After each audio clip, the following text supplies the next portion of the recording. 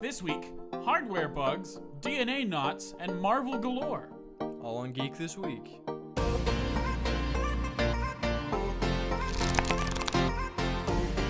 Hello, boys and girls. Welcome back to another week on Geek This Week. I'm your host, Brogan. And I'm your other host, X. And we are just going to jump right in. This week in gaming, it's been confirmed that Symmetra from Overwatch will be receiving a complete rework of her character.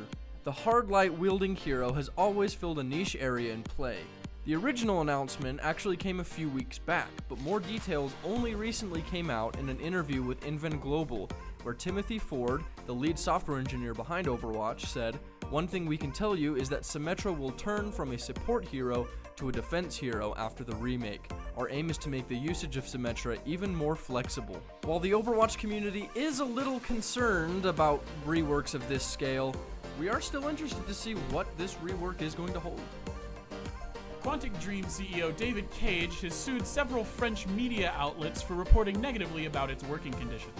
The newspaper Le Monde and the gaming website Mediapart have recently come under fire from Cage over reporting allegations of sexist jokes, extensive crunch, and racist comments at Quantic Dream, according to Kotaku. Several other French media outlets have also received threatening letters instead of actual court summons. While Quantic Dream is labeling the articles as a smear campaign, the media sources are sticking to their articles, one going so far as to say, "We stick with our information." One thing's for sure though, this is the first time a game studio has sued media over negative reporting, and it can definitely change the face of the industry as we know it. PUBG Corp has officially announced their first ever esports tournament. The event, dubbed the PUBG Global Invitational 2018, will be held later this summer, from July 25th to July 29th, and features a prize pool of approximately $2 million worth. The Invitational will be held in Berlin, Germany. It will feature 20 teams, the use of PUBG's server-side recording, and a new in-game camera system. Regional qualifiers will be held across North America, Europe, and Asia, but no other details have been given up to this point.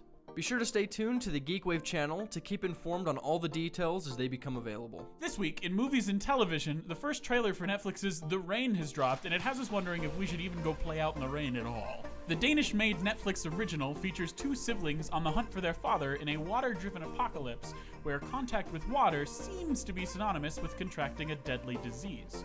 The story revolves around Simone and Rasmus as they grow restless after being alone in a bunker for 6 years after their father leaves. We aren't sure what the series holds, but we'll know soon enough when it goes live on Netflix May 4th. One thing's for sure though, it's one heck of an apocalypse scenario. The first official trailer for Sony's Spider-Verse spin-off Venom officially dropped earlier this week. The trailer features Tom Hardy as Eddie Brock, a journalist who's tasked with reporting on a scientist working with some of the Spider-Verse's famous symbiotes. When Brock gets a bit too close to the investigation, he picks up an unwanted visitor, the symbiote known as Venom. The trailer features plenty of action and gives a nice glimpse into the story and not so symbiotic relationship between Brock and the Venom. Unfortunately, we still have to wait till October for the movie to come out, but our spider senses are already tingling. Netflix and Amazon have teamed up with some major film studios to go against a service known as Set TV. The service allowed customers to pay a meager $20 a month, which would then grant them access to over 500 TV channels from any of their smart devices. The company also sold a box for $89 that would give you access from your television. It actually seems like a fairly useful idea, but problems arose thanks to the service's streaming of selected content from third-party sources, not all of which were entirely reliable or legal. Some of those sources were even found airing Netflix original shows and movies which infringe upon several copyright laws. This is yet another great idea that was executed pretty poorly, and these lawsuits are pretty well placed.